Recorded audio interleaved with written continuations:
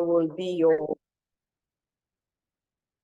I'll start again. I am Rachael Kadama, Kituuka, and I'll be your moderator for our Purposeful Aging session this month. I am a technology enthusiast and always ready to experiment with different types of technology, get people how to learn, use them and be more productive. But also now trying to figure out how to age purposefully and not disgracefully, or maybe age as disgracefully as possible. So for today, our speaker will be Dr. Gyaviira Makanga, and he's going to be talking to us about a topic that some of us might not be even comfortable talking about, aging and digestive health, what to watch out for. I will hand over to him to start the presentation.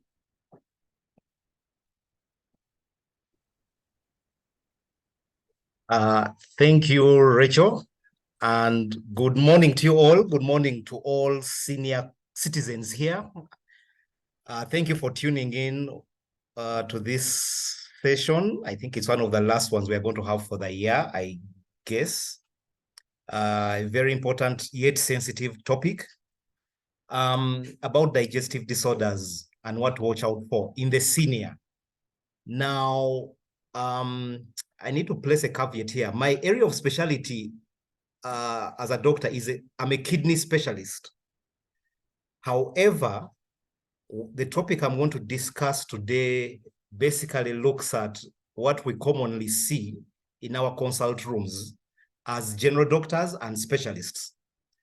And the things I'm going to talk about are quite many, but I'll try to summarize the common ones that we see in relation to the elderly and to do with the digestive system. So just another probably point to note is that, let me just share my screen.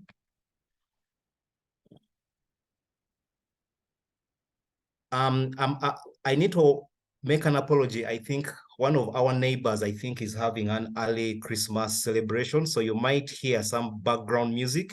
It's not coming from me, it's coming from elsewhere.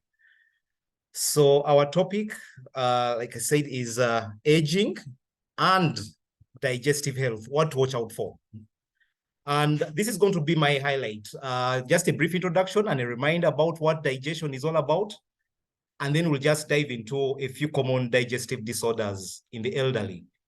And we'll look at the management of some of these common digestive disorders, and then we'll summarize, and then we'll go into a Q&A session. So I hope in the next about maybe 30 or 45 minutes, I hope to have sent a message out about these disorders. So just a recap of what we studied many years back about digestion. And what digestion is basically a process of mechanically and chemically breaking down food, like most of us have done a few hours ago or are still doing. Probably many of you are still having breakfast. So we basically taking this food to break it down into smaller substances for ease of absorption, and then they can be channeled into the different parts of the body for our well-being. And a defect in these two processes, the mechanical process, like we shall see, or the chemical, basically leads to these digestive disorders that we're going to look at. And the whole digestion process is basically a very complicated but well-coordinated mechanism that involves very many organs.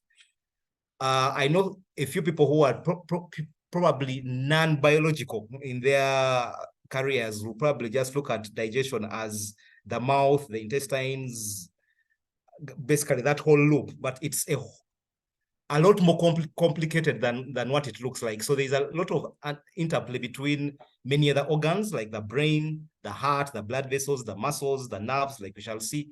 And these days I'm putting the last one, microorganisms, as one of them, because no one seems to think that bacteria and fungi and viruses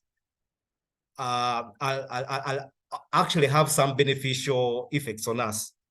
But we'll look at a few benefits of what these organisms do, and we can never live without them in our bodies. So what are the functions of that digestive tract, the loop that I'm talking about? One, of course, is for food intake through the mouth, and then production of these very many enzymes or fluids that help to digest the food. And after digesting that food, you need to extract the important nutrients and later on absorb them. Is there anybody about here, Dr. Makanga? I've kind of lost him. Yes, please. Okay. Yes, we can hear him. Oh, Go okay. ahead. Sorry for disrupting. Okay, that's fine. Okay, so once we break down this food into the small particles, then we absorb them into through the either stomach or the intestines. There's tiny blood vessels that line the intestines just below the inner surface of the intestines that actually transfer these nutrients to where they are needed. And then the same digestive tract is also important for protecting us against bacteria, viruses, basically microorganisms that will actually cause disease. Now, this may sound a little bit controversial because we also live with a lot of microorganisms. So the body, from the time of birth, has been trained to actually tolerate what we call resident bacteria. So we have lots and lots and lots, actually in trillions and trillions of microorganisms on the surface of our bodies, on the skins, in the nose, in the mouth. But the most important ones are the ones in the gut.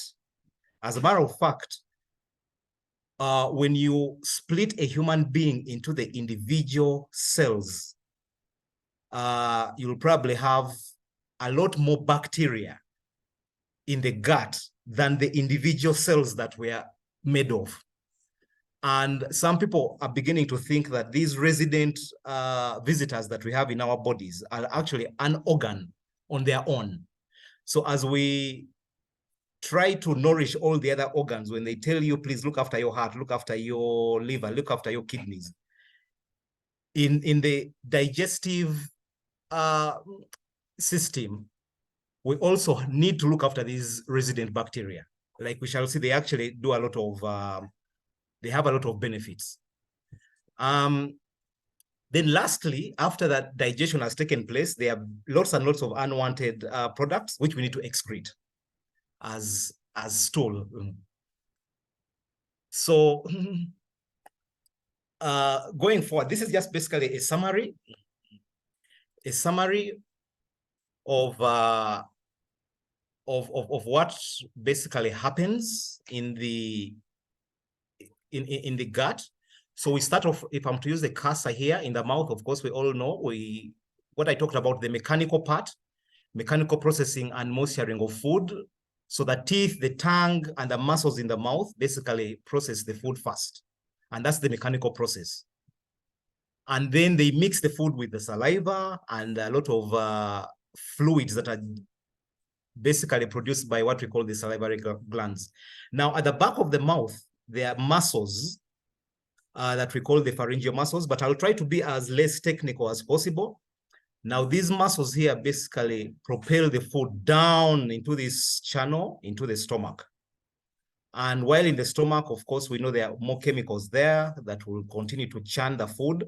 The stomach is also a muscle. So in there are lots and lots of processes that are going on. There's churning of the food because of the muscular function of the stomach. There is the acid that is produced in the stomach that has lots of function. One, of course, is to kill the bacteria that I talked about, the harmful bacteria. And then the food is further broken down in the stomach. And then it later on goes into the small intestines where it is further broken down and digested. And along this whole process, there is extraction of water and the important nutrients that I talked about. And what is left is basically the stool that we pass out that is unwanted. So anything can go wrong all the way from the mouth down to the last part of the gut. But like I said, the whole digestion process is a whole coordinated mechanism. So we have things like, for example, the liver, which is also going to process a lot of food, store some of the nutrients that you have absorbed. And within the liver, there is a small organ called the gallbladder, which stores a certain pigment called bile. That bile is very important for mixing of the food and digestion and absorption of the fat. So once we have problems with that gallbladder, or if it's removed, then your digestion for fat is going to be a problem. And we need fat for various processes. Fats are essential for making certain hormones. Fats are essential for energy. Fats are essential for making certain vitamins. So we need it. We need all that. Now, what happens when we age? Since this is a topic to do with the aging, and we need to age gracefully, there are lots of natural aging processes that happen in all organs, and the digestive tract is definitely not spared. So if I'm to start from up in the nose and mouth, what happens? As we age, there's a tendency into a reduction in the sensation of taste and smell, and definitely that will translate into a reduction probably in food intake in some of the seniors. There's gum disease, or some people get what we call gum recession, and the jaw, which helps to chew, because it's bone. Some people get what we call osteoporosis that will also affect the jaw, and because of those processes, we tend to lose teeth or start getting dental problems. Secondly, there is also a reduction in saliva production. So chewing and swallowing is going to be difficult as we advance in age. And then as we go down this food channel, because it's muscle tends to also age. So that peristalsis, or the propulsion movements that push food down, are going to decrease. So swallowing is going to become a bit of a discomfort. And when we go down into the stomach, again, because the stomach, I said, is muscular, it's going to lose its elasticity. So it's going to reduce in size. There's going to be a reduction in acid production in the stomach. And there's also a delay as we age in the emptying of the stomach into the small intestines. So if a couple of senior citizens, I usually advise, please eat small but frequent meals. And it's for that reason, because the stomach size has actually reduced in its quantity to accommodate large portions of food. And we shall see what the importance of that shortly. So the liver also shrinks in size as we grow older, and its ability to store certain nutrients also reduces. Its ability to denature, or what we call detoxify in the medical language, of substances, including drugs, toxins that we ingest, also reduces. And that's why it's prone to getting a lot of cancers, for example, as we age. And I talked of the bile that the liver produces, and it's stored in the gallbladder. There are changes in its constitution, but also a reduction in its production. And when that happens, a good number of seniors tend to become intolerant to like fatty meals. So when they eat a food that has fat, they get a lot of bloating, a lot of loose stool, and abdominal discomfort. It's partly because of that reason.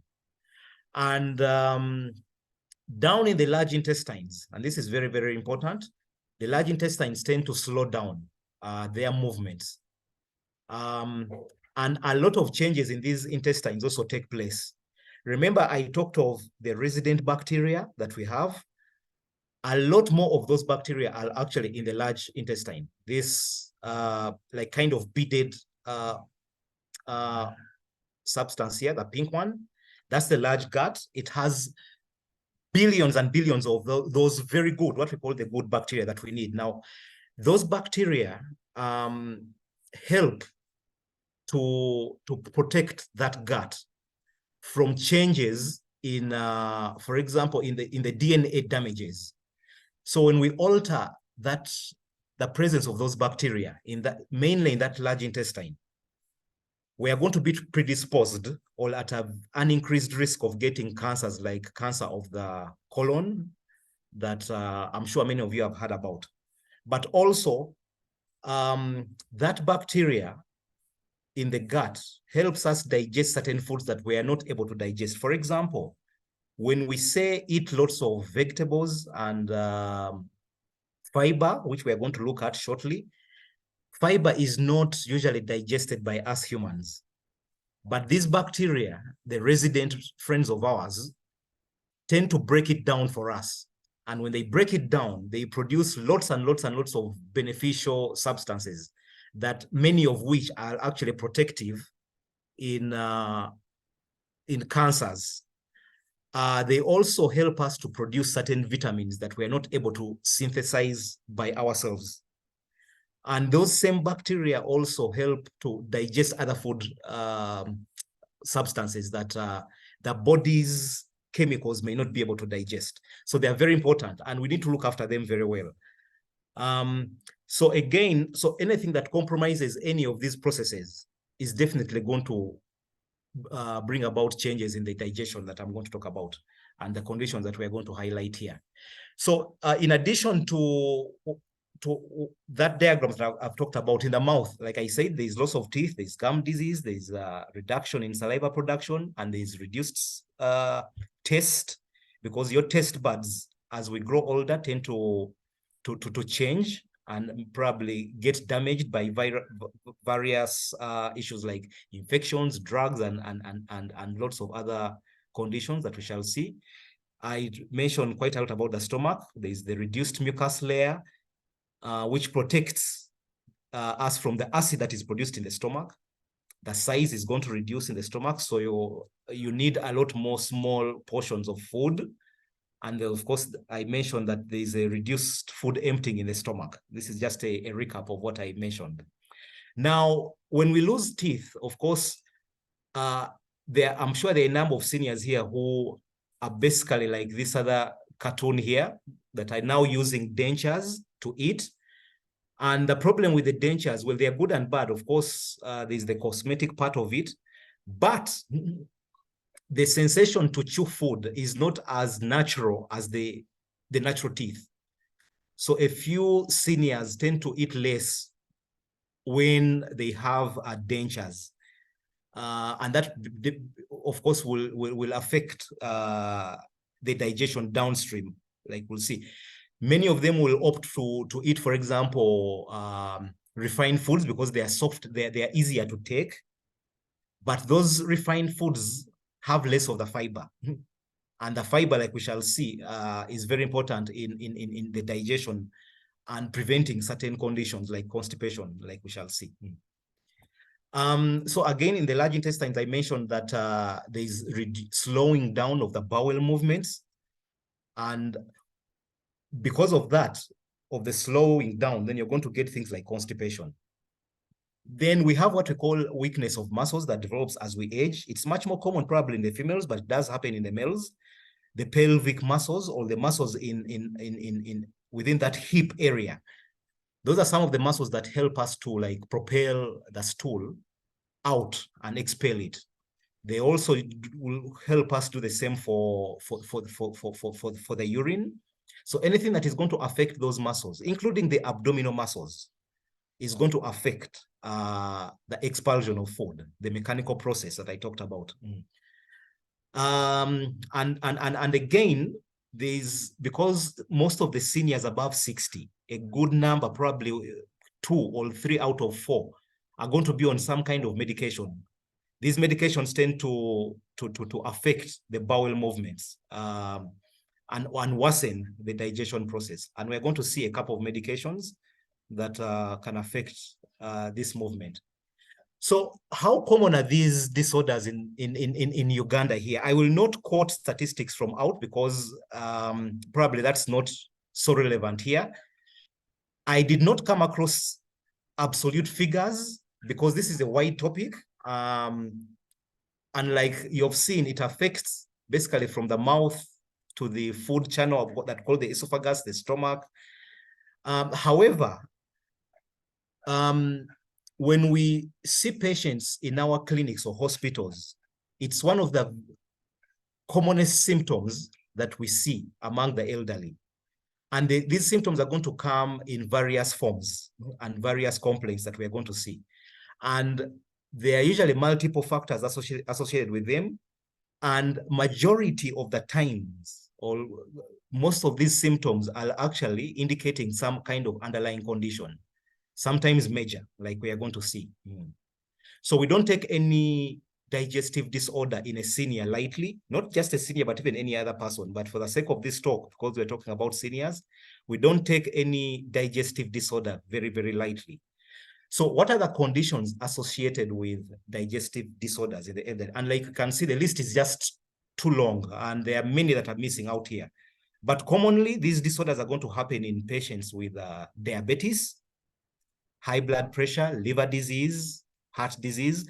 And you remember I mentioned that the digestion is a well-coordinated mechanism that involves various organs. And because of that, there's an interplay between an overlap of symptoms because there are lots of organs that are affected. For example, diabetes will affect practically all organs. And much as it's going to be a sugar disease, it might manifest, for example, with just diarrhea. It might manifest with constipation as a complication. So even mental disorders will manifest as digestive disorders, brain disorders like a stroke, because a stroke will affect, for example, the muscles of chewing. It could affect the stomach so that you can't easily empty. There are diseases like the thyroid problems, or joint diseases. There are joint diseases that manifest in the intestines as well, not just the joints. Kidney disease, drugs, and I highlighted drugs because this is quite important, and I'm going to list a number of drugs: smoking, alcohol, dementia, social factors. Now, social factors in the elderly are very, very important, and especially for any caretaker who is here, like we shall see. Prostate problems. Now, why would I bring this up? We see a lot of men, elderly men, of course, because the prostate is only in the men, that are having digestive problems secondary to prostate issues. Now, how this comes about is one of the manifestations of prostate enlargement is blockage of the urine flow. And when that happens, sometimes there is a symptom of frequency. The men tend to get an urge or frequency to go and urinate. And because of that, they tend to reduce on their fluid intake because of fear to keep going to the washroom to empty their bladder. And like we're going to see, one of the important aspects of forming stool, soft stool, is to drink. And because they are not drinking to prevent the symptoms of the prostate, then they get dehydrated. And then that is going to cause a lot of digestion issues and constipation. So it's quite common in the elderly men. We see it quite a lot. And then oral and dental problems. These are very many because of the changes in aging, like I said, and also the associated comorbid conditions like diabetes will affect the oral conditions. Now, how will they manifest? Now, on the left, I put like what to watch out for. One of the danger signs or alert signs that we need to look out for, either as the caretakers or us as the healthcare workers. And there are those 7 common signs, like abdominal pain, unexplained weight loss, vomiting or diarrhea, or changes in appetite in a senior. Flatulence can be normal because we are always producing gas, but sometimes it can become excessive. And if it's excessive, sometimes it needs to be explored. Blood or excessive mucus in the stool, is a very big red flag. We need to look into that very carefully. Constipation is a very big one. And there's a whole, I'll spend quite a bit of time talking about constipation because it's very, very common. So these are very, very important red flags or alert signs in anyone, but especially in the senior. But there are others like difficulty swallowing. And I said as we age, this basically is very common, but there are conditions that are going to worsen it. And remember, I said some of these symptoms are basically telling us that there's an underlying major condition that will cause it. So difficulty in swallowing could manifest, could mean there's something really major going on, or change in taste or smell, heartburn, low appetite, constipation, like I said, or fecal incontinence. These are the other symptoms that we all have to look out for or watch out for in any senior once they manifest. Now the other manifestations and some of the causes are, like I said, altered taste. And this, like I said, can happen in dental problems. A number of drugs. I just listed some that probably a number of you might have used. Flagyl. I put flagyl because this drug is commonly used and abused because people tend to use it for any kind of stomach upset. It has become like a norm that each time someone gets stomach upset, they want to take flagyl. But flagyl has lots of side effects, and we wouldn't recommend anyone taking it because you have a stomach upset. Many times you actually don't need anything in terms of medication. So flagyl can alter taste. There's another drug called azithromycin, which again, a good number of people got to know about it during the COVID time. And there are all these other drugs, ciprofloxacin, and then these hypertensive drugs, which can actually alter taste. And once they do that, then digestion for someone is going to be a bit of a problem. Gum disease, which the dentists are seeing every day. These conditions like Parkinsonism sometimes alter taste. Infections. During the COVID time, I think you all remember what happened. A good number of you actually became self-made doctors. When you had a colleague or friend saying they can no longer smell, then you quickly made the diagnosis. So yes, COVID and a few or many more viral conditions can actually alter smell. The what we call sinus infections can also actually alter smell. And then there are other conditions like diabetes, strokes, and then importantly, nutritional deficiencies. Now, in particular, I wanted to put these, they are what we call micronutrients, nutrients that we need in very, very, very minute quantities, like zinc. Zinc is a very important element in our system. We need it in various body chemicals and processes.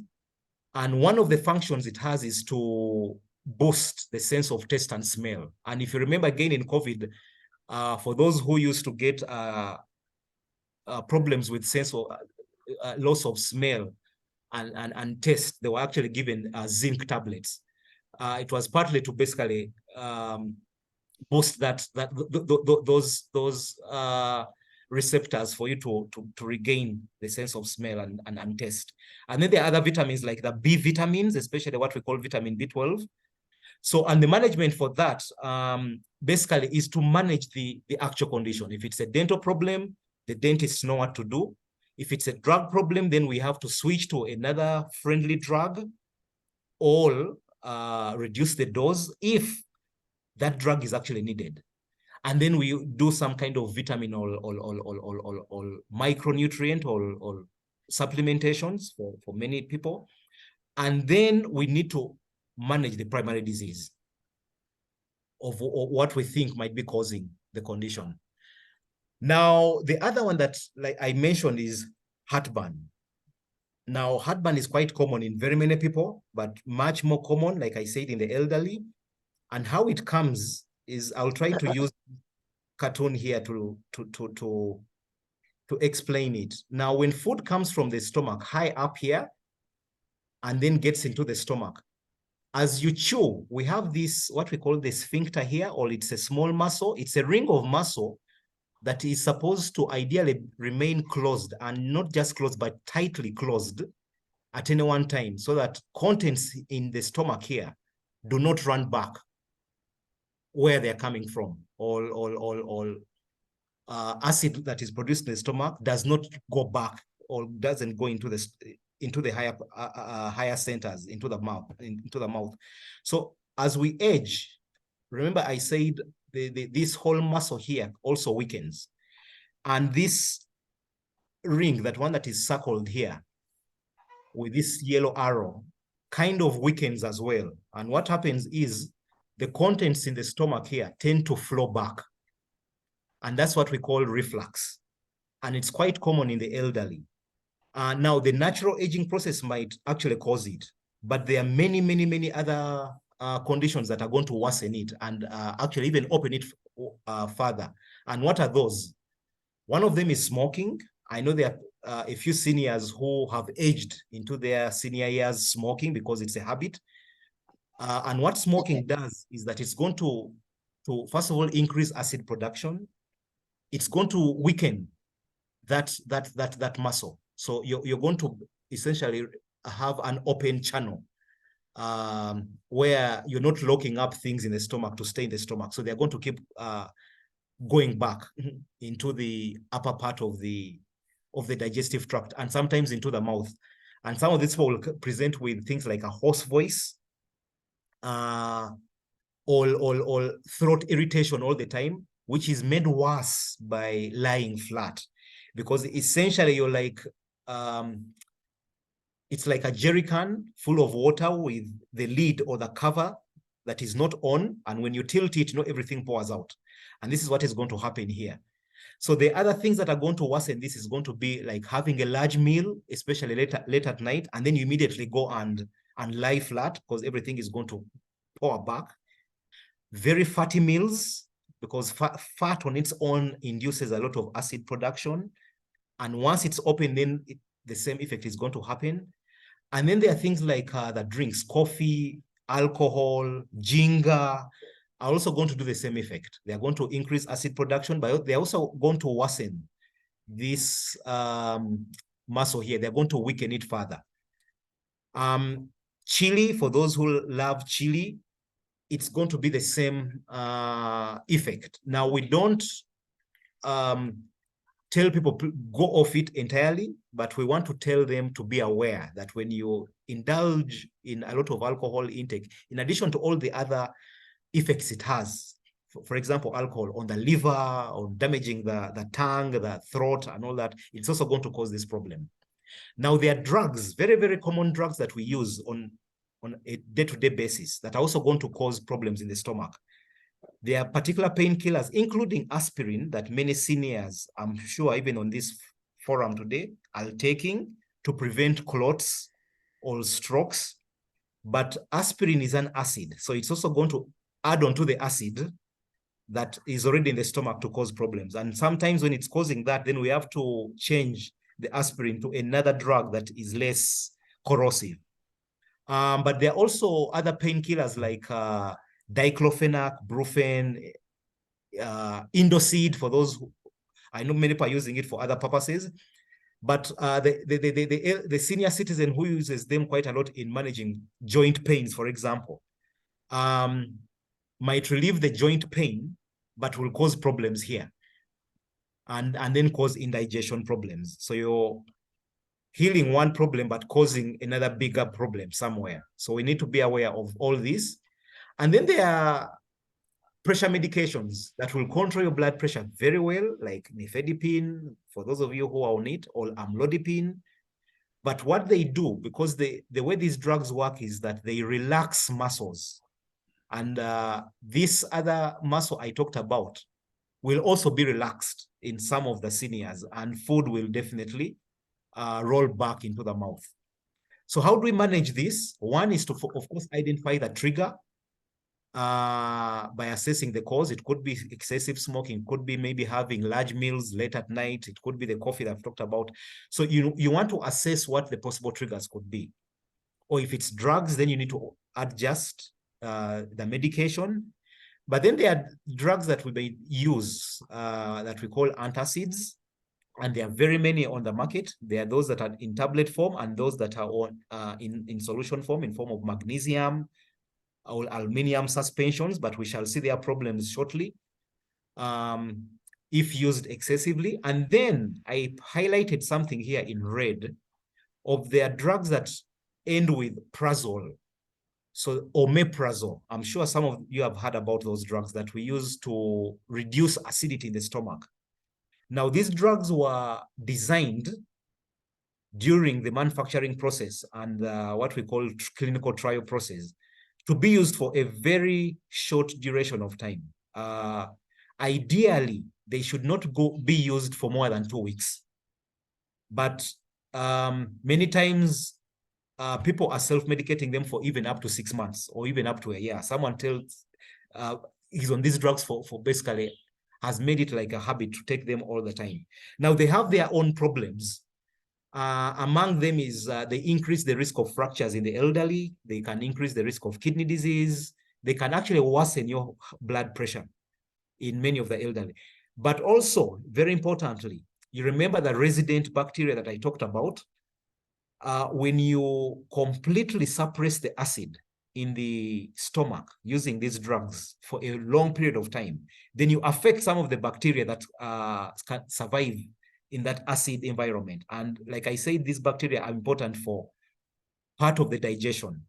So you kind of wipe away a good amount of the bacteria. But also, when you suppress the acidity, then the bad bacteria that we take in through, for example, things like vegetables, the uncooked foods, the harmful ones, which will actually be killed by the acid in the stomach, will now, you're basically giving them room to go in and are going to actually cause a lot of infections in the stomach. So we need to be aware of some of these drugs, and they need to be prescribed by someone qualified and for a particular duration of time and for the intended purpose. So the other thing I'm going to dwell a little bit of time on is constipation, because this is quite common and a very sensitive topic for very many elderly people. It's very common. And I think for even the doctors who are on this forum here, I think this is probably one of the most common condition that is reported. But on the other side, because of its sensitivity, very many elderly people do not want to report it and would rather manage it on their own or suffer silently. But I want to just basically highlight a few problems and challenges associated with constipation. So what is constipation? And I just got a very simple definition that it's a decrease in the frequency of passing stool and all physical discomfort in emptying the gut effectively. And like I said, it's very, very, very, very common in the elderly for various reasons.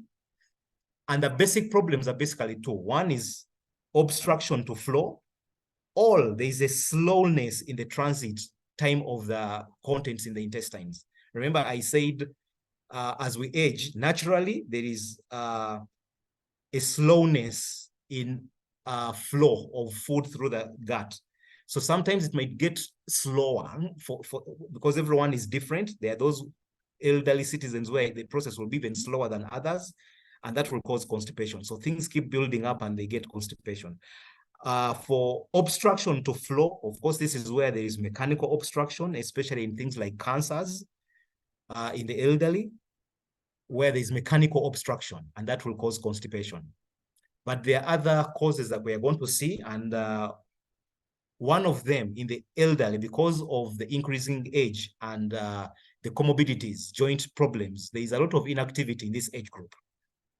Now, when you become inactive, everything on you is inactive. Even the intestines get into some kind of inactive mode. So they're not going to propel food forward. So you're going to get constipated. Poor appetite, which can come from a lot of causes. Depression, medication, the comorbid conditions can also cause that. Now, inadequate fluid intake, Remember, I said as we grow older, we are going to lose taste. Now, we've had lots of complaints from very many seniors that water does not taste well for them. So they don't want to take water. Many of them actually prefer to take tea and coffee. Now, coffee, yes, we want you to keep drinking, but remember some of these teas and coffees act like a water pill. They make you pass out a lot more urine and then get dehydrated. Instead, of course, we encourage, the best would be to drink water or to take maybe juices, fresh juices in particular. So inadequate fluid intake is a very big thing here. Low fiber diets. Now, this has come up, I think, in very many other talks we talked about, in the hypertension talk, in the diabetes talk. Fiber is very, very, very important. And it's contained in lots of foods that we eat and available around us. I'll give examples of foods that are very high in fiber around us. For example, the nuts, the beans, the G-nuts, the maize or corn, for those of you who will call it corn, they have a lot of fiber. Avocado, for example, and then the fruits and vegetables. Now, why is fiber important? Fiber is important for various reasons. Number one, fiber, it kind of absorbs water, and it adds onto the bulk of the stool to make it flow better. So it softens stool. But fiber is also important in, if you remember, I talked about, and I'll bring it up again, the resident good bacteria in our bodies. Now, those resident good bacteria, for us to nourish them very well, is to have a high fiber diet, because that's what they feed on. Now, when they feed on that fiber diet, remember I said they generate a lot of chemicals which are protective for the digestive tract. They prevent cancers. They generate or break down some of these fiber that generates essential vitamins like vitamin K, which is essential for blood clotting. And they also produce other hormones and chemicals that the body needs. So fiber is very important. Now, the other problem that causes constipation in the elderly or worsens constipation is what is highlighted here, lack of privacy. And this is very key and very important for the caretakers who might be on this forum. A senior, most times, or any one of us to go and evacuate or do a number 2, you need to be in an environment that is quite friendly.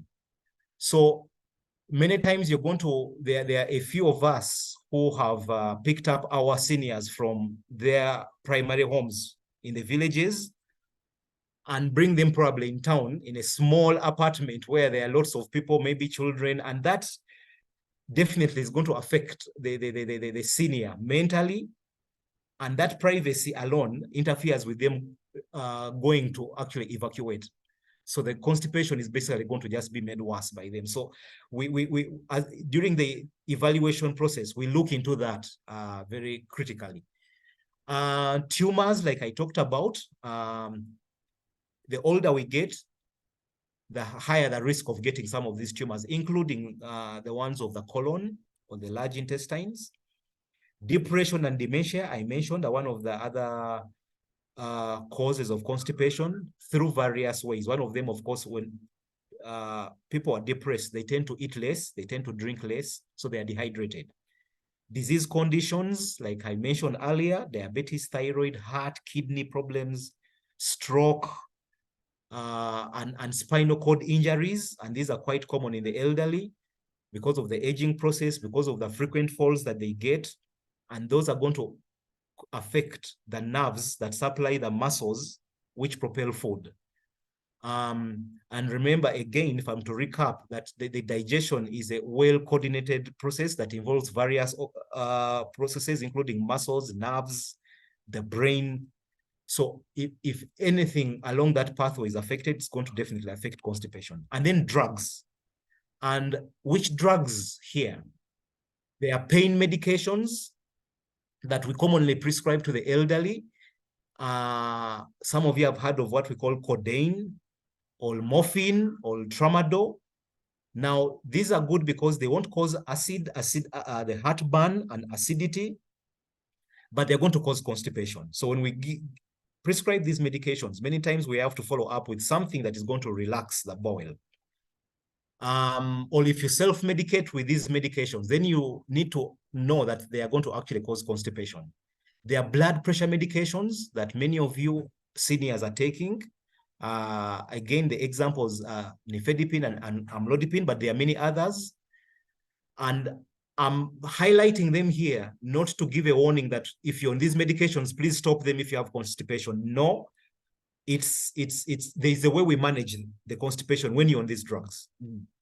And then there are water pills, which can be used to get rid of excessive water, all also used as an add-on to the pressure medication. And one of the common ones is what we call Lasix. And what it does, it's basically going to dehydrate someone.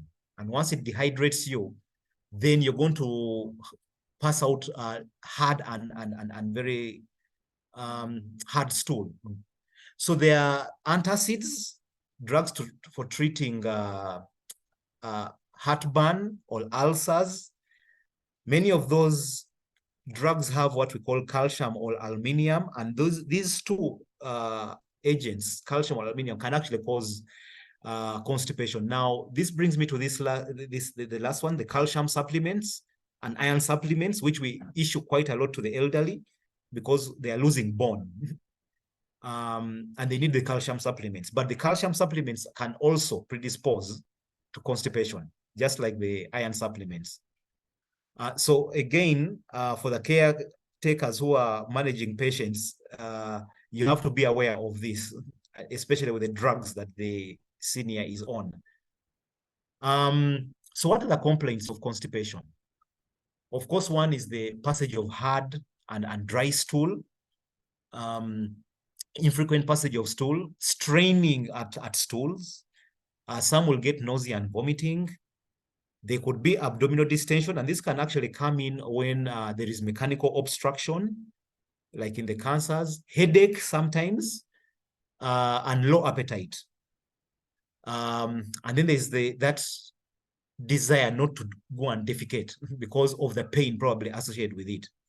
And then, of course, there's that discomfort, that an abdominal pain that is associated with constipation. Now, if it goes on for a long time, there are lots of complications that can happen with constipation. One of them, interestingly, is diarrhea. And how this comes about is sometimes you might stretch the gut so much and there's backward pressure, that backward pressure may actually end up evacuating the obstructed stool, and that will actually eventually get into a kind of diarrhea. So that can happen in some, but we can get, because of the long-term constipation, sometimes the muscles around the last parts of the gut might be damaged. And once they are damaged, you might end up getting incontinence of stool as a complication of constipation. Now, sometimes the stool might lodge in the last segment of the large intestine. And once that happens, it will cut off urine flow. And once that happens, then you're going to get retention of urine. And that retention of urine is going to predispose you to urinary tract infection, and also even infections even without the retention of urine. Constipation on its own actually is a risk factor for infection in the elderly. Then it can cause intestinal obstruction because food can actually not move. Now, because food is trapped in there with all its waste, because stool has got lots and lots of waste products that we don't need, those wastes might find themselves into the blood. The blood, of course, goes everywhere, including the brain. So the first manifestation might actually be confusion because of all these complications, or confusion from all these comorbid condition the patient might have. Sometimes because of the prolonged straining that the person you're undergoing, then part of that gut might actually pop out. We call it rectal prolapse. And the other is because the stool is hard and it's coming through a very narrow area, it might come out and cause tears that we call fissures, tears in the anal area, and those are quite painful and can cause a lot of bleeding. Constipation can also cause backache and can also cause hernias or piles or what we call hemorrhoids. So these are some of the complications that we see quite a lot in the elderly. So how do we evaluate constipation in the senior? And like I say, this is a very sensitive area for the senior. So we approach it with a lot of care. And number one, we want to assess the primary medical condition that they have, or the conditions that they have. Like I said, many of them will present with constipation, but it's telling us that it's a complication or it's a symptom of an underlying cause. We want to review all the current and recent medications, including the herbal medications. Now, ironically, the medications that some of the seniors are taking for constipation is the laxatives, the ones that actually treat the constipation. Now, the irony here is that these drugs, if used over a long period of time, can actually cause constipation. They manage constipation, but can actually cause constipation. And how can this happen? When you're on these drugs for a long time, softening your diet, your bowel all the time, your natural mechanism is going to be turned off completely. So it will go into some kind of paralysis mode. So when you go off those laxatives or the stool softeners, then your mechanism, your natural mechanism will actually be defective. So you'll actually get constipated. And that's how the chronic laxatives use. But there are certain conditions that predispose the senior to permanent use of these laxatives. For example, there are seniors who have got a permanent back damage, for example, where the nerves that supply the muscles that propel food are permanently damaged. And those ones will definitely need some kind of chronic use of these drugs or mechanical removal of the stool. So again, in the evaluation process, we want to evaluate how much the senior is taking in terms of drinking and what kind of drinks they take. Is it alcohol? Is it coffee? Is it the herbal teas? Is it water? How much water do they take? We want to look at their activity levels. Remember, I said activity is very, very important for everything, for blood pressure, for glucose control, for general well-being of the body, but also for the gut health. We assess the social environment, like I said, how private and relaxed is this senior in their environment. We want to look at the diet, how much they're eating, how much fiber foods that they have on their plates. And then want to look at the complications of that constipation. What has it brought in them? And then in the males, we want to look at this issue of the prostate issue and the drinking and the incontinence, because like I said, the two can be related indirectly. And then we want to plan the management for this constipation with the caretaker. We don't do it as doctors alone and the patient alone. The caretaker has to come in. And like you've seen, this is like a multidisciplinary approach. We might even have to bring in the psychiatrist sometimes in cases of depression and privacy issues and all that. So how do we manage constipation in the elderly? Increased activity. And you will be surprised that most of the constipation that manifests in the elderly is actually managed largely or can be managed largely by non-drug therapies. And by doing this, increase your physical activity if you can. Eat a well-balanced diet that is high in fiber. The fiber foods, like we have lots of fiber foods around here. Like I mentioned, the nuts, the beans, the maize, the G-nuts, the fruits and vegetables, the avocado that I mentioned, the pineapples. They have lots of fiber that will actually, like I said, add bulk to the stool and pass it out. We also encourage lots of fluid intake. This is basically water, fresh juices of about 1.5, at least 1.5 liters in a day. But that is if it is acceptable, because there are some medical conditions, like, for example, heart conditions or kidney conditions, where we have to limit the fluid intake. But even then, the doctor, your own primary doctor, will allow you a certain amount of drinking. We want to encourage a decrease or even stopping of alcohol because of the numerous side effects it has, and especially to the gut health. Coffee, smoking is the other that we want to stop. If it was causing the heartburn, in addition, of course, that's the other area benefit that it's going to have if you stop it. And then there's bowel training for the elderly. Now, bowel training is very important in the elderly. One is we usually encourage a routine that the elder can actually get. For example, we encourage elders to empty their bowel every morning upon waking up, and if possible, emptying the bowel every after a meal. And why is this so? This is so because when you wake up in the morning and after a meal, that is the time that your bowel movements are at their peak. So we want to take advantage of that moment to evacuate what was in before. And then we also, very importantly, want to encourage the elder to always respond to that nature's call. Let it not come and you postpone it. That is if you're in a friendly environment. I know many times it might probably get you when you're in a long queue to see a doctor, but if the environment allows, respond to that nature's call so that you don't hold it for a long time.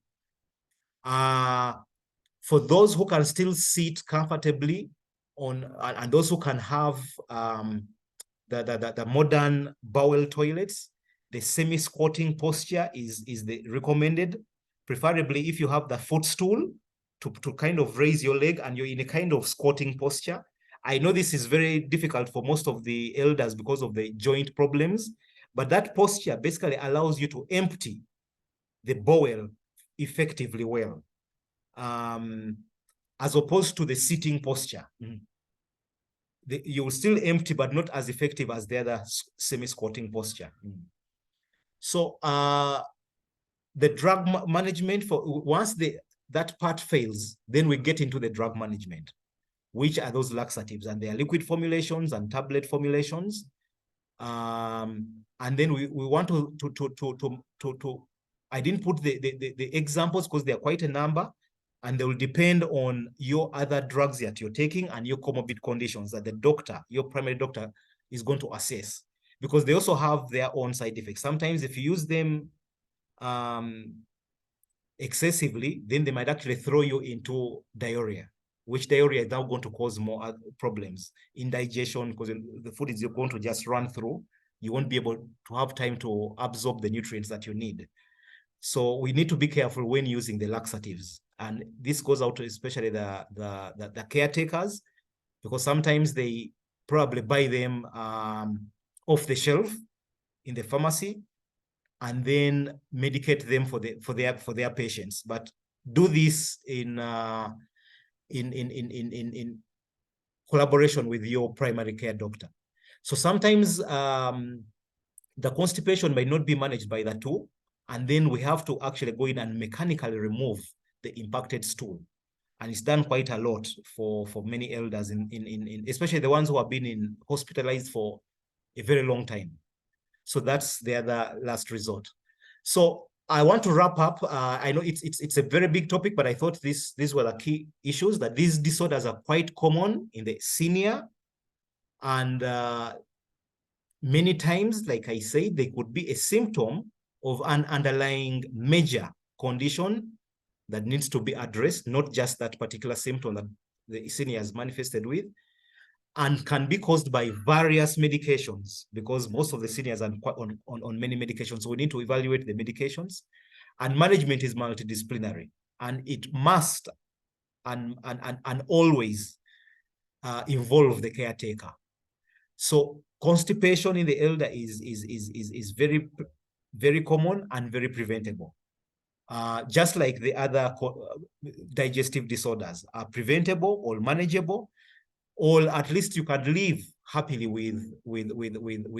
and age gracefully with many of them, because we now have quite a number of specialists, the digestive specialists in the country, whom we refer for this management when we fail on our side. So this was probably my last slide. Thank you all, and probably I'll welcome any questions that I can answer. And if possible, a few doctors who are on the forum would also have their take on this topic. Thank you so much. Thank you so much for our session and for all that information. There's a lot for us. I would like to hand over to Philippa for the Q&A session. And there are also some questions in the chat that she'll take care of. All right, thank you again, Rachel, for the invite. And Dr. Gyaviira, thank you for that crash course in digestive health. I'm sure people have a lot that they would want to ask. So you can raise your hand and voice over your question. In the meantime, I'll just read out a question in the chat that we've got asking about whether can wheat also work as fiber? And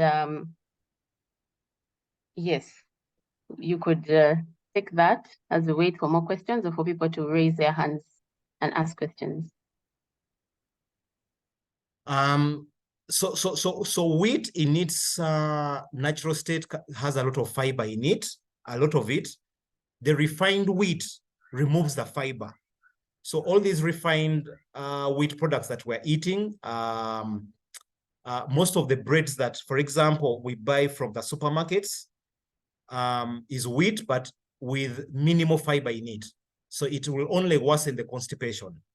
I know there are some bakeries that are adding a lot of fiber for example, in the bread. That will be the most recommended. But for most people, they say it's not tasty because the fiber is actually not tasty, but it is healthier. So wheat per se actually has a lot of fiber. The refined wheat does not have fiber. I don't know if I answer the person. Yes, thank you. In case your question hasn't been fully answered, you can always voice over to get clarification. There's a question about how the fissures are treated, and also someone asking for the recording. And yes, Grace, we do have a recording. Please post your email in the chat or phone number, and we can send you the recording once it is out. And for anyone else whose contact we don't have, please post your phone number and email in the chat so that admin can pick it up and loop you in for the recordings and future sessions. Right, so you could take the question on how a fissure is treated, as well as another question of the age. When does the aging start? I'm assuming this is the aging to do with digestive health. At what age should one start to worry about aging? Okay, and then does taking a yogurt a day help with good gut health? Then what are the treatment options for tackling constipation problems, specifically caused by drugs like those that are used to deal with high blood pressure and ulcers? You can take those before I give you another set. Okay, thank you so much. So fissures, like I said, are tears in the anal canal that are caused largely by constipation, by the hard stool. So because that area in the anal canal is so soft and friable, it can easily tear from the hard stool. So the management of fissures is usually done together with our colleagues, the surgeons or the specialists in that area.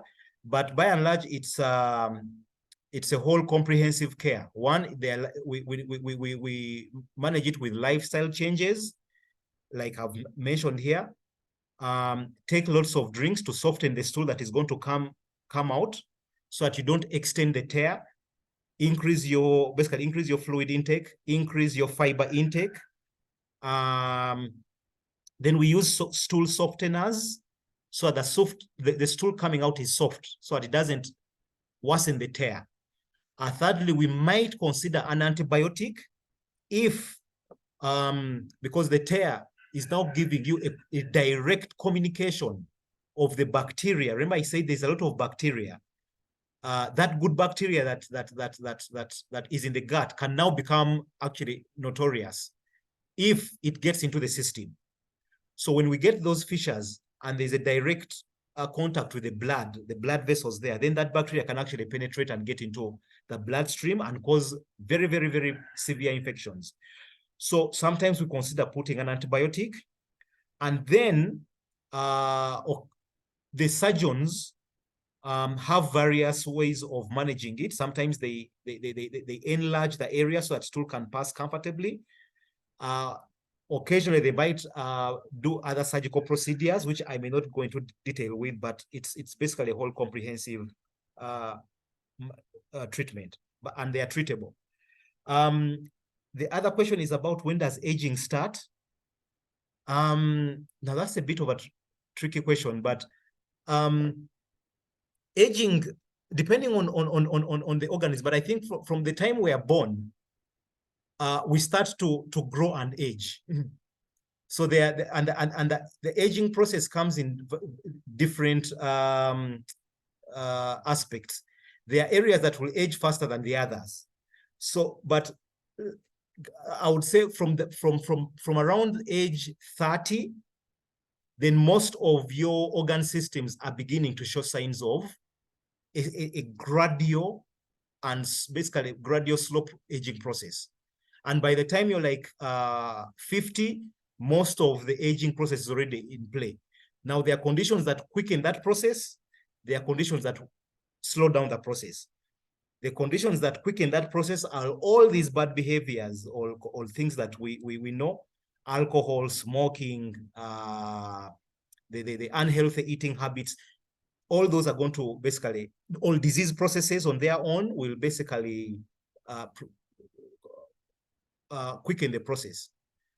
You slow down the aging process by all these other things: drink well, eat well, and all those general disease prevention strategies. Does yogurt a day help the gut health? Yes. Now, yogurt, preferably, the best yogurt, by the way, will be the homemade yogurt, because it's going to have a lot more good bacteria that we need. Now, that good bacteria, maybe what I didn't mention about it is, how do we get it in the first place? We usually get it as soon as we are born. So the time we start suckling on our mother's breasts for that breast milk, there's always bacteria around the mother's breast. So that's the first time we'll probably get in touch with bacteria, and then we swallow it. And then eventually the mother starts touching the baby and all that. So all those processes, you know, you're getting bacteria, but also even during the birth canal, as the baby is coming out through the birth canal, there's a lot of bacteria that the baby comes up with. And most of it is that good bacteria that they get. So babies born through the normal delivery tend to have a higher load of good bacteria than babies born by cesarean. But that's not to say that the babies born by cesarean won't get the good bacteria. Along the way, as we grow, we keep picking this bacteria. Now, yogurt is very, very essential for bringing in this bacteria or replenishing this bacteria. And yogurt is in those things that we call probiotics. Probiotics, if you've heard of that term, essentially is, if I'm to simply define it, is replenishing the good bacteria, as opposed to some other terms that you might hear called a prebiotic, as opposed to antibiotic. Prebiotic is the foods that we eat that nourish the good bacteria, like the fiber that I talked about. And then the antibiotic is what kills the bacteria. So yogurt is good a day. In addition to the protein that you're going to get, the calcium, you might also get the good bacteria from it. And then the question about the drugs that we use for hypertension and ulcers and constipation. Yes, like I said, you have to weigh the benefit and the risk. If your blood pressure is well controlled with these drugs, sometimes, and the constipation is we strongly believe that the constipation is being contributed to by the drug. We might reduce the drug, or we might switch it to another friendly one that will still control the blood pressure, but still has the same beneficial effects that this other blood pressure medication did. There's a whole arsenal of pressure medication that we can use. When it comes to the ulcer drugs, many times we have to, again, there's still a full choice to choose from. So we evaluate what you're taking, and then we can switch it. There are still many other drugs that we can use. And then we don't stop there. Sometimes we don't switch it, but we also encourage you to use the other preventive modalities that I talked about. Drink a lot, increase your fiber, increase your physical activity, reduce any other thing that could cause the constipation, like the coffee, alcohol, and all that. I don't know if I've answered those, if I've left out any. Yes, you have answered them. A few more have come in, asking what any advice you can give on addressing gum problems, like the gum recession that you mentioned. And then what is the age range of seniors in Uganda that suffer from constipation? And then what other foods have fiber? You did mention some, but this person is specifically asking about things like kalo, matoke, cassava, common foods that we have in our homes available to us. Yes. And thank you so much for all those who have posted their emails and phone numbers. We will send you the recording. So you can handle those 3 questions, please. Okay, yeah, the 3. Gum recession. Now, gum recession, I will not say I have so much experience with it. So usually it is handled best by the dentists. So its management, I will leave it to the dentists. Then secondly, the age range for the seniors and constipation, I wouldn't say there is an age range, but I would, from what we observe and from my own experience, 60 years and over, that's when most of the causes of constipation start coming in. So I would say 60 plus, the constipation becomes much more prevalent. About the foods, yes, I did mention now that there are foods that are very high in fiber, and there are foods that are very, very low in fiber. The foods that are very high in fiber are some of the ones I mentioned, basically the vegetables, the ones that we have here. The dodos, nakati, the boogers, cabbage, lettuce, and then the nuts and legumes, the beans, I talked of maize or corn for some of you. Now, the other foods like kalo, cassava, even matoke, they have very little fiber in there, quite little as compared to the other ones. The ones that have a lot that we want are more of the fruits and vegetables and the nuts, and then the whole grain. Those have a lot more fiber than the kalo, cassava, and those others. So we always encourage, if you to eat cassava or kalo, add on another food that is rich in these other fibers, the natural fibers. Actually, the plant-based fibers are the best. Yeah. Okay, I think those were 3 only. Yes, those were 3. A few more as we conclude this session. There's a concern. Someone says, I always get a lot of pain while passing stool, plus wounds around that area that even bring out blood. Could it be piles? How are they treated? And then someone's asking for your contact for the benefit of other fora. And then how do I prepare the elderly person if all has failed and I have to go down to help pull out the stool manually? This is a very important question, especially for elders who are not moving, who are not able to move much. Yes, I think those are, oh, sorry, there's one more. What about diverticulitis and age? Any relationship? Yes, I think okay, that's yes. it. Thank you so much for these questions. Actually, maybe let me start with the last one about diverticulitis. It's a mouthful for those of you who are not medical, but what this means is if I'm to go back to the structure, I don't have the diagrams here, but diverticulitis means they're like pocketings, extra pocketings that are created within the large intestines. And it can actually happen a lot in the elderly, because like I said, as we age, all those muscles weaken, and some may become thinner. So they might be like a bulge or an outpocketing of the normal digestive tract.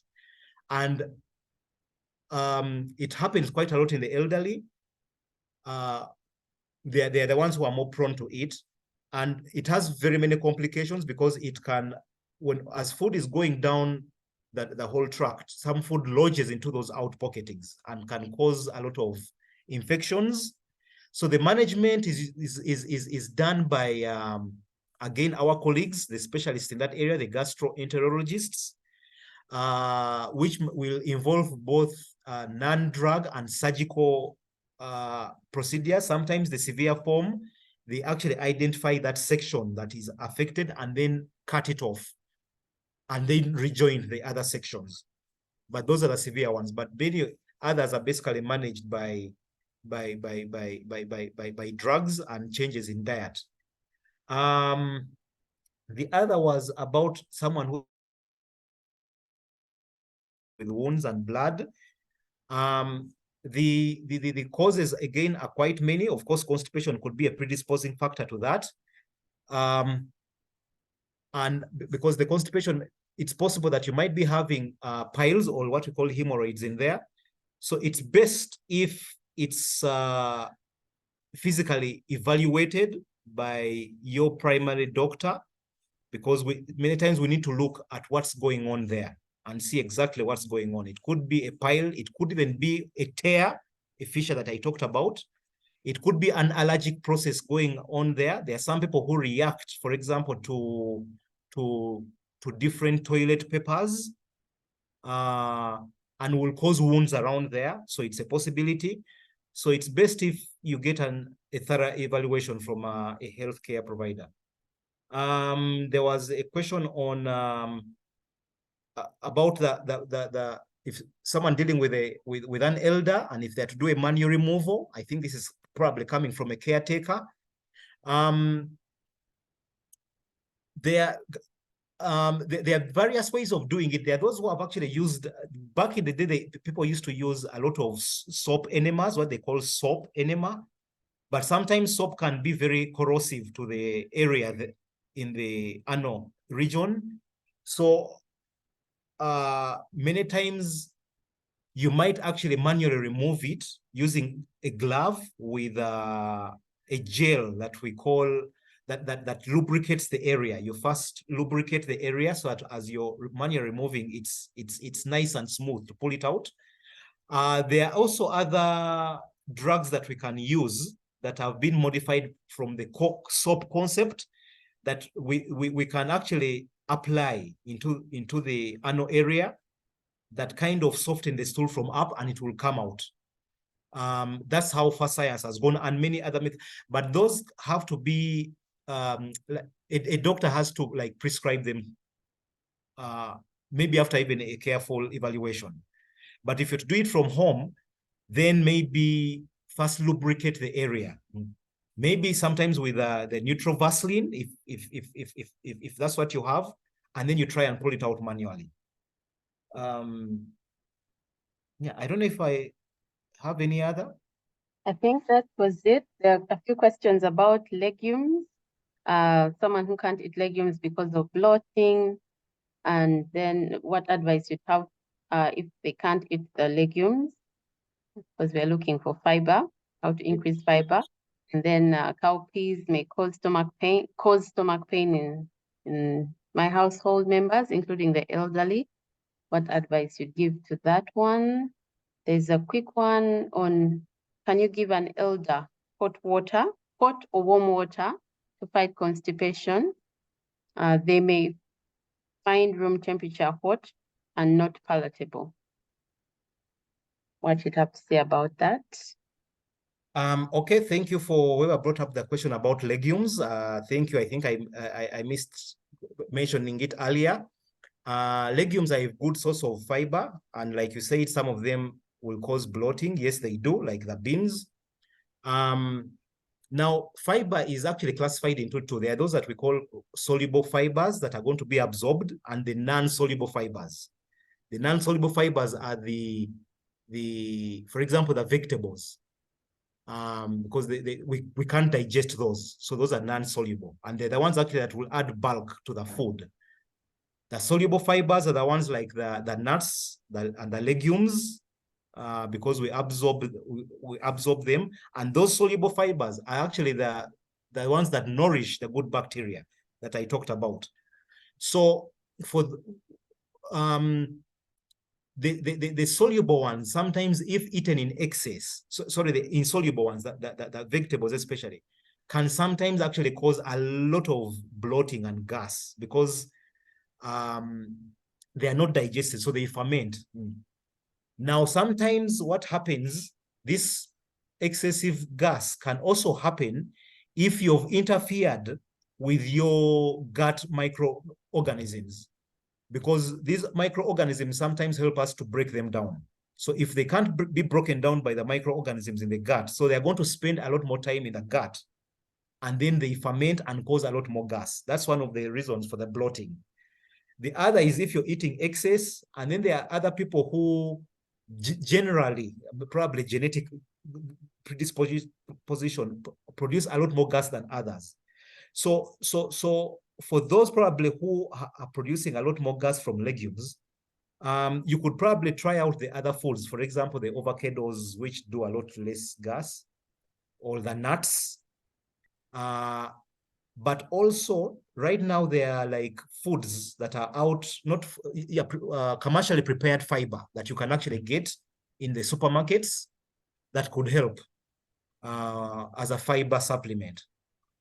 The other was about the hot or warm water for the elderly. Yes. I think there is no contraindication to taking hot or warm water. It is water, so water is going to actually hydrate. I will probably look at it at the angle of hydration, because it's water. I know when they take water, it has some kind of effect of filling the person easily, but it's okay whether warm or hot. I think is perfectly okay, because you're hydrating the person, which will also help on preventing constipation. So it's purely okay. Right, just the last two. We are quickly running out of time. There's a question for you to comment on nausea and vomiting, and then how an elder can control too much gas. Yes, I think the one on fiber has been addressed, and maybe you can listen to the recording to get the tips that they've given on fiber. So we can take those last two. The last two, how to control gas? Yes, in an elder, and how comment on nausea and vomiting in this issue. Okay, let me start with the last one, nausea and vomiting in the elderly. Like I said, now nausea and vomiting are basically symptoms. They are telling us that there is something happening beneath that nausea and vomiting. And the causes are just so many. So nausea could be caused from anything from the mouth, the nose, the throat, down into the food channel, stomach, intestines, all other infections in the brain, strokes, and all that. There are lots and lots and lots of causes of nausea and vomiting, and it happens in the elderly. Nausea, again, and vomiting can also be caused by, as a side effect of drugs, and the list is endless. It can be caused by infections. So the list is so much. So when we are evaluating nausea and vomiting, it's a whole list. We need to go through all of that. What drugs are you on? What other comorbid conditions do you have? it's a whole host. There's no one or two things that will cause it. And then how to treat gas in the elderly. Again, it depends on the cause. Is it that their bowel has slowed down, so there's accumulation of the gas? Is it the diet that they are eating? Maybe they're eating a lot more fiber because that's what they want, so they're generating a lot of gas. So it depends on the cause. But there are some drugs that can help to relieve the gas. One of them, of course, is going to be frequent small meals, basically the non-drug therapy. Frequent small meals, hydrate yourself. Secondly, then then limit the gas forming foods. For example, there are those vegetables that we recommend, like broccoli, cabbages, cauliflower, which are very good and nutritious, but generate lots and lots of acid. So sometimes we might put those on hold if they are consuming them. And then there are drugs that could help. The drugs could fall into many categories. There are drugs that we give that propel or enhance the propulsion of food and gas to get out of the system. If we feel the transit, the gas is probably being accumulated because of slow transit time, then we probably augment that transit time so that the contents can get out. If we think there's just gas accumulating, maybe the stomach, causing bloating and discomfort, then sometimes we give drugs that would help absorb the gas. And one of those common drugs is charcoal, that can help absorb the gas. I saw one last question here of what are the fiber foods in supermarkets. Now, I don't have them off head, but I know there are some supermarkets actually have them, especially some supermarkets or some nutritional shops. When you go in, they will actually show you packed dietary fiber. But I don't have it off head, the particular names. The brands are so many. Thank you. Right, thank you very much. And I'm posting a link to the YouTube channel, to our YouTube channel. For those who may not have it, you can go to the channel to listen to previous talks that we've had. And the recording for this will also be posted there and sent to your emails and phone numbers that you have sent to us. Thank you, and back to you, moderator. Thank you so much to all our participants. Thank you for joining the session. As Philip has mentioned, you can subscribe to the YouTube channel for this session later on, as well as the previous sessions. And we'll see you all in October, and the topic will be eye health. Bye-bye. Thank you, and bye. Have a nice weekend.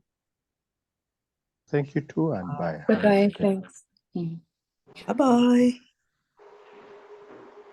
Bye-bye.